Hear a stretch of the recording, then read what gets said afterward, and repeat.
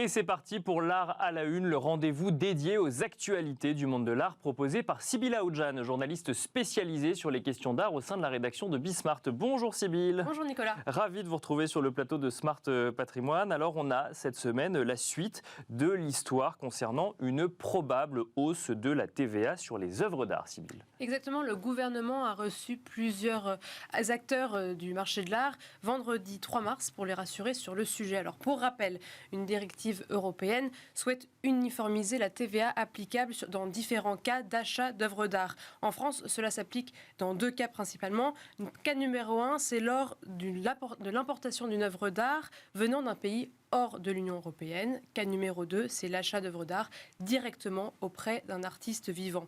Dans ces deux cas, les professionnels achètent l'œuvre d'art avec une TVA à 5,5% et lorsqu'ils revendent l'œuvre d'art, une TVA de 20% s'applique seulement sur la marge réalisée à la revente.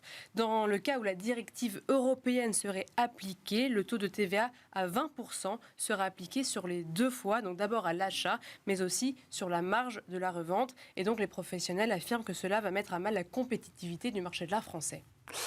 Que proposent donc les professionnels pour éviter l'entrée en vigueur de cette directive européenne ? Alors il y a une option possible qui était écoutée par le gouvernement. Il suggère de délaisser le régime sur la marge pour pratiquer un taux réduit à 5,5% sur l'ensemble des opérations d'achat. Donc par exemple, je suis galeriste, j'applique un taux à 5,5% à l'achat de l'œuvre d'art. Puis lorsque je souhaite revendre l'œuvre d'art, j'applique à nouveau une TVA à 5,5% sur le prix d'ensemble de l'œuvre d'art et non pas sur la marge que je me suis faite. Cependant, cette option a un coût pour les finances publiques et cela fera l'objet d'évaluation.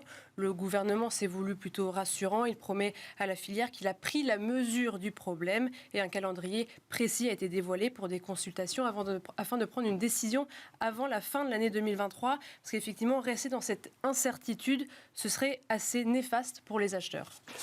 Cela s'applique d'ailleurs, ou cela pourrait s'appliquer, puisque ça n'est pas encore décidé, à un marché qui se porte particulièrement bien en France aujourd'hui, Sybille. Effectivement, le Conseil des maisons de vente, donc cette autorité de régulation des maisons de vente, publie chaque année son rapport sur les secteurs grâce à des déclarations de ces mêmes maisons de vente. Le Conseil fait part d'une consolidation du marché après le boom de l'année dernière. Le montant total adjugé en vente publique en 2022 atteint 4,3 milliards d'euros et cela s'applique à tous les secteurs confondus. Donc c'est les ventes aux enchères d'objets d'art, d'objets de collection, comme les véhicules par exemple. Donc une progression de 8,2% par rapport à l'année dernière. Alors seul le secteur des véhicules de collection affiche des chiffres en demi-teinte. Quant au paysage des maisons de vente, celui-ci reste très concentré avec la majeure partie des maisons de vente qui sont situées en Île-de-France et les 5 premières maisons de vente aux enchères concentrent près de la moitié du montant total qui a été adjugé. Et on finit ces actualités donc hebdomadaires du monde de l'art avec un record atteint par une œuvre de Kandinsky, Sybille. Oui, c'est le tableau qui s'appelle Murnau mit Kirche 2. Donc en français, c'est Murnau, c'est un village avec église 2. Ce tableau a été vendu 42 millions d'euros aux enchères chez Sotheby's à Londres. C'est un record pour une œuvre de l'artiste Vassily Kandinsky qui est un des pionniers de l'abstraction. Œuvre assez rare car la majorité des tableaux de Kandinsky appartiennent aujourd'hui à des collections publiques. Il y en a donc peu en vente, peu d'occasions pour acquérir ces œuvres de l'artiste. L'œuvre est d'autant plus rare par son histoire. Elle a été peinte en 1910, puis vendue à un riche couple d'industriels allemands, Johanna Margarete et Siegbert Stern. Ils étaient de grands collectionneurs, se retrouvaient au cœur de la vie culturelle allemande, amis de Thomas Mann, de Franz Kafka ou encore d'Albert Einstein. Et alors que la Seconde Guerre mondiale éclate, leurs biens sont saisis par les nazis et ce n'est que l'année dernière que l'œuvre a été revendue aux héritiers de la famille Stern. Que l'œuvre a été rendue aux héritiers de la famille Stern et donc qui ont voulu ensuite la revendre. Merci beaucoup Sybille pour ces actualités donc, du monde de l'art et nous avons à présent le plaisir de recevoir ensemble sur le plateau de Smart Patrimoine Dominique Ribert. Bonjour Dominique Ribert. Bonjour. Bienvenue sur le plateau de Smart Patrimoine. Vous êtes commissaire-priseur chez Baron Ribert. Vous êtes également membre de la commission consultative des trésors nationaux. Nous en dirons un mot lors de cette interview. On va commencer tout de suite avec une vente qui aura lieu le 28 mars prochain, 28 mars 2023. Lors de cette vente, on va retrouver un service à dessert d'une centaine de pièces réalisées par la manufacture de Sèvres. On verra sur ce service effectivement qu'il représente un certain nombre d'animaux notamment. C'est une pièce qui est considérée comme unique, qui est estimée entre 300 000 et 500 000 euros. Est-ce que vous pouvez nous raconter son histoire? Comment est-ce que vous avez trouvé ce service et d'où vient-il?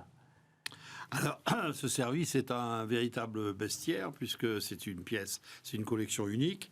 Ça s'est fait à l'époque en 1842, cadeau par Louis-Philippe au baron Pasquier, qui était chancelier Pasquier, pair de France. C'est un magnifique cadeau. Et quand on regarde ça en détail, sur les 75 assiettes, toutes les assiettes sont différentes. C'est étonnant parce qu'à chaque fois, ce sont des animaux en situation, en pleine forêt. On peut y passer des heures à le regarder parce que c'est étonnant de voir c'est un véritable documentaire animalier, en fait. Et le fait que ce soit la manufacture de Sèvres qui reste la manufacture, je dirais, la plus prestigieuse au monde aujourd'hui, de par la qualité, de par le travail. Et c'est amusant parce que la famille qui l'a conservé jusqu'à maintenant, on a même retrouvé dans les archives la facture, je crois que c'était 7 000 francs ou 7 900 francs. D'accord. C'était oui. beaucoup d'argent quand même à l'époque. La famille qui est descendante de Pasquier, alors, Voilà, directement. Et cette famille a gardé dans un placard depuis 1843. Je ne sais pas s'ils s'en sont servis beaucoup. La dernière fois, c'était, je l'ai bien noté, en 1967. La reine d'Angleterre venait souvent en France pour voir ses haras et des chevaux, puisque c'est passionné par les chevaux. Et elle a dormi, je crois, 3 nuits dans ce château où était le service, château de Sucy. Et là, ils avaient sorti le service.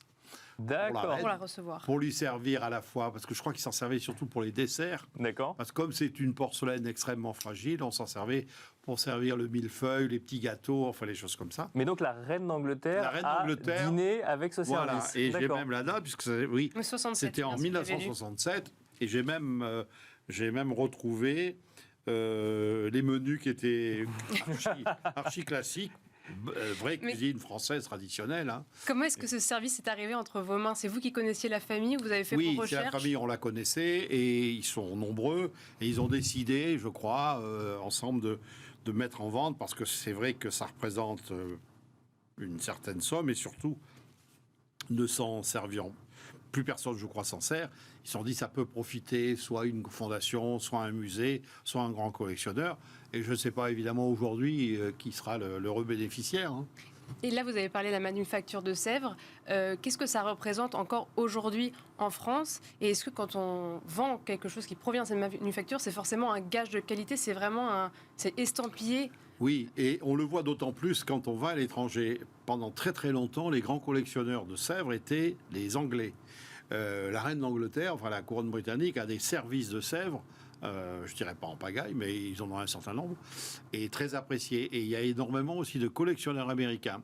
Et récemment, maintenant, il y a des Chinois qui regardent cette porcelaine, qui est une porcelaine dure et qui est extrêmement sophistiquée, mais d'une qualité rare, puisque dans les porcelaines, on parle de Sèvres, on parle de Saxe, mais le plus prestigieux, ça reste quand même Sèvres. Mais il faut souvent aller à l'extérieur, à l'étranger, pour se rendre compte que la manufacture de Sèvres un passé et surtout un prestige incroyable. Mais qu'est-ce qui explique cette spécificité, cette excellence de la manufacture de Sèvres? Est-ce qu'il y a un style de la manufacture de Sèvres? Oui, parce que la manufacture de Sèvres, elle a commencé par Vincennes, je crois, au début du XVIIIe siècle, et a été fournisseur, bien sûr, de Versailles et de tous les grands de ce monde, et a attiré énormément d'artistes, parce qu'il y a eu énormément de peintres au XVIIIe siècle qui ont collaboré avec Sèvres pour faire ces décors, pour faire ces personnages ou ces décors. Les assiettes, d'ailleurs, n'étaient pas signées, mais ils collaboraient avec beaucoup de peintres très connus. Et c'était considéré, même à l'époque, comme quelque chose de prestigieux parce que c'était quand même très cher même à l'époque. C'était pas la vaisselle de tous les jours. Hein. Et même les œuvres qui sont encore réalisées, parce qu'on voit des vases qui sont très très contemporains, tout ce qui est estampillé Sèvres est de qualité, et gage de qualité, ou alors il y a peut-être certains vases qui sont vraiment magnifiques, mais il y a aussi peut-être toute une collection de services plus... Je sais que Sèvres, qui continue à produit des œuvres avec des artistes contemporains et font des choses étonnantes. Je crois qu'il y a toujours des commandes d'État à la manufacture de Sèvres, aussi bien pour les palais nationaux que pour les ambassades. Je crois savoir quand il y a des chefs d'État qui viennent, ils peuvent avoir des cadeaux, alors peut-être pas aussi beaux que mais des cadeaux. Non, ils mangent dedans, mais on leur offre pas. Voilà. C'est ça. Mais, je sais pas, mais je pense que ça m'est jamais arrivé. Je pense qu'à l'Élysée, qu'ils doivent servir dans de la porcelaine de Sèvres, parce que c'est un peu le prestige et l'image de la France, quoi. Vous avez les verres en cristal de baccarat, porcelaine de Sèvres, ça fait partie des grands noms, quoi, qui restent accrochés au prestige et au luxe, quand même. Oui. Et du coup, vous êtes membre aussi de la commission consultative des trésors nationaux. Est-ce que vous pouvez nous expliquer qu'est-ce que cette commission, comment elle fonctionne et comment vous faites pour décréter qu'un... C'est une commission passionnante parce que nous avons le privilège de voir tous les mois devant nous des objets exceptionnels qui doivent être ou classés trésors nationaux, c'est-à-dire qu'ils vont rester dans le patrimoine français, ou bien libres de circulation. C'est tous les mois que vous vous réunissez? On se réunit tous les mois, il y a 11 membres. D'accord. Il y a aussi bien des gens qui proviennent des musées que des, des privés, enfin des gens extérieurs, comme moi, venant du marché. Et on discute avec les conservateurs sur la qualité de l'objet, sur l'origine, et ensuite on décide si oui ou non l'objet sera classé. Mais notre commission est consultative, c'est-à-dire que l'avis qu'on va donner doit être approuvé, officialisé par le décret du ministre de la Culture. Mais comment ça se passe? Ce sont des œuvres, toutes les œuvres qui passent par les ventes aux enchères que vous... Non, parce qu'on ne traite pas des milliers d'objets, on traite que les objets, je dirais... exceptionnels. Mais donc ça veut dire que c'est quelqu'un qui vous a sollicité quand même? C'est-à-dire, non, quand vous avez un objet important, c'est le cas par exemple d'un service, vous demandez à l'administration des musées de France l'autorisation de sortie du territoire. Et si l'administration vous répond au bout d'un mois, 2 mois, l'objet, nous voulons le voir, ça veut dire qu'ils veulent le voir d'un peu plus près, ça veut dire que vous avez un risque que l'objet puisse être classé. S'il est classé, vous n'aurez pas l'autorisation de sortie. D'accord, donc ça ne veut pas dire que c'est le ministère de la Culture ou le gouvernement ou l'État français qui achète l'objet, simplement il ne peut pas sortir du territoire. Il peut être détenu par quelqu'un de privé, mais il ne peut pas sortir du territoire. Vous pouvez avoir un objet, mais en général, ce genre de choses arrive au moment d'une vente. C'est-à-dire quand les gens décident de vendre un tableau important, un objet important, la démarche que nous faisons, on demande l'autorisation de sortie. Dans beaucoup de cas, elle est donnée, bien sûr, mais quand il y a des choses un peu exceptionnelles, la commission se réunit et peut décider soit de le laisser sortir, soit de le retenir. Et dans ces cas-là, et c'est toujours pour des objets à la fois exceptionnels, qui touchent au patrimoine ou à l'histoire de France. Quels sont exactement les critères sur lesquels vous vous basez? Les critères, il faut que ça touche le patrimoine français, à l'histoire de France. Il faut quand même qu'il y ait une vraie histoire.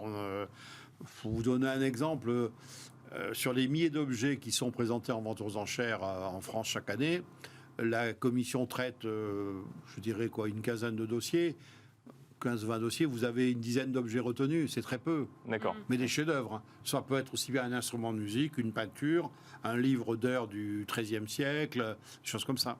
Et donc il faut que cet objet soit exposé en France. Il peut être prêté à d'autres musées pour des expositions, mais il faut qu'il soit mais détenu quand l'objet est classé, l'État, enfin les grands musées s'obligent, ou plutôt s'engagent à l'acheter dans les 30 mois. D'accord.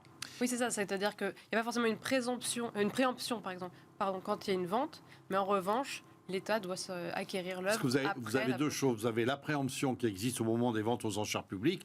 Vous êtes là avec votre marteau. Le marteau tombe adjugé à tel prix. À ce moment-là, vous avez un représentant des musées de France qui se lève et qui dit préemption des musées nationaux. Ça, c'est la préemption. C'est la loi française qui s'applique. La préemption est confirmée dans les 15 jours, normalement. Là, c'est autre chose. C'est quand l'État classe un objet, c'est qu'elle considère que c'est vraiment le patrimoine national. Mais dans les 30 mois, le propriétaire, l'État doit lui faire une proposition d'achat qui correspond au prix du marché international. Si au bout des 30 mois, parce que ça arrive, l'État n'a pas bougé, l'objet peut sortir officiellement de France. Pour se substituer à un éventuel acquéreur international. Exactement. D'accord. Dernière question, Dominique Ribert. Est-ce qu'un service comme celui dont on vient de parler peut devenir trésor national? Il est passé en commission ou pas? Aujourd'hui, je ne sais pas encore si nous aurons, je l'espère, mais je ne sais pas si nous aurons l'autorisation de sortie, puisqu'elle a été demandée il y a environ 1 mois et demi. On devrait l'avoir, la réponse, c'est-à-dire oui ou non, avant la vente. D'accord. Merci beaucoup Dominique Ribert d'être venu sur le plateau de Smart Patrimoine. Je rappelle que vous êtes commissaire-priseur chez Baron Ribert, mais aussi membre de la commission consultative des trésors nationaux. Merci beaucoup.